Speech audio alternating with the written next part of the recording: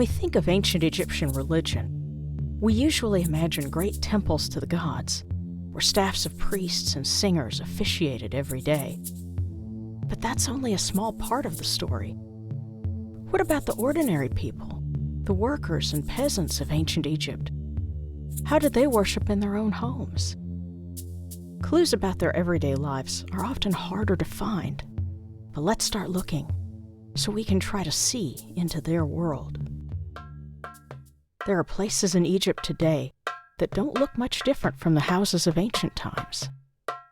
This gives us a starting point to imagine an ancient Egyptian home from the days of the pharaohs. Join its owners as they head inside, and maybe make an offering with them at their family shrine. That shrine was likely to be set in a niche in the wall, or perhaps in an enclosure in the front room of the house.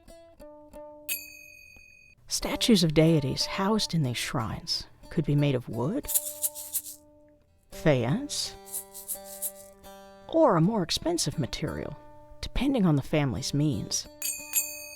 These icons probably would have become treasured family heirlooms, images of divine protectors of mothers and children, such as the god Bes, the goddess Tauret, who combined aspects of hippo, lion, and crocodile, and the goddess Hathor would have been found in nearly every household.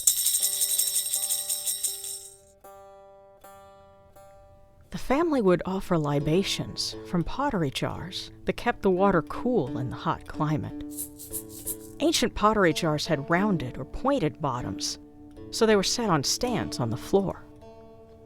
From the jar, water might be poured into a faience cup like this one. It could also be poured onto an offering slab made especially for the purpose. Depressions made to collect the water suggest that the ancient Egyptians, who didn't know about the process of evaporation, may have thought that the water collected in the depression was drunk by the gods or spirits. Other markings on the slabs indicated that bread or other food would be placed there as offerings. And our ancient family would offer food and libations to more than just their gods. Equally as important were their departed loved ones.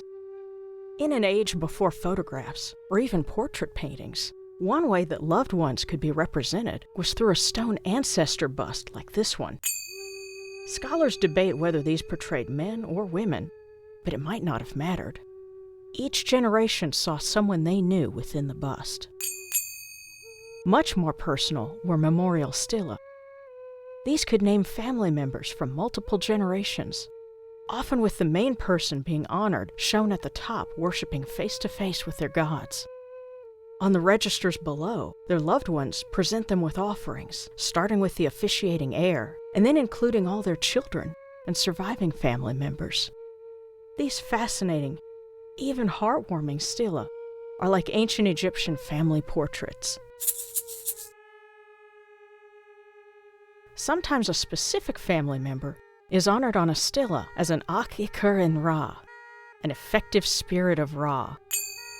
This means that they were regarded as an especially powerful and helpful spirit who could hopefully aid their surviving loved ones.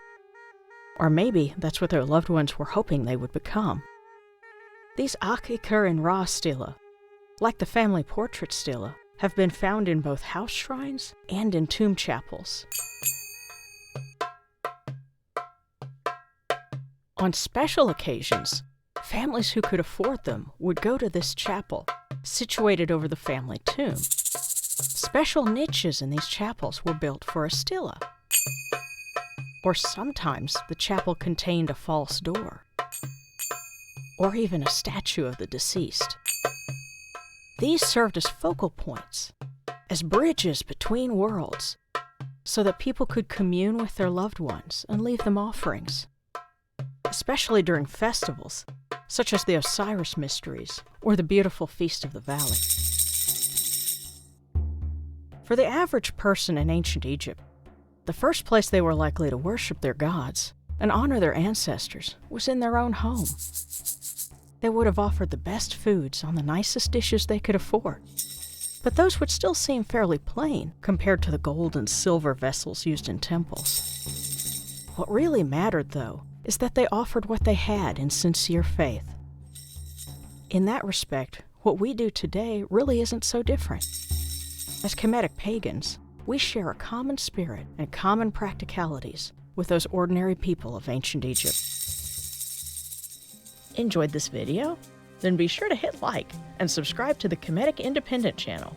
You can also buy my books on Lulu.com, and special thanks to all my Patreon supporters. Join us for updates, outtakes, and exclusive videos only on Patreon. Check the description for links.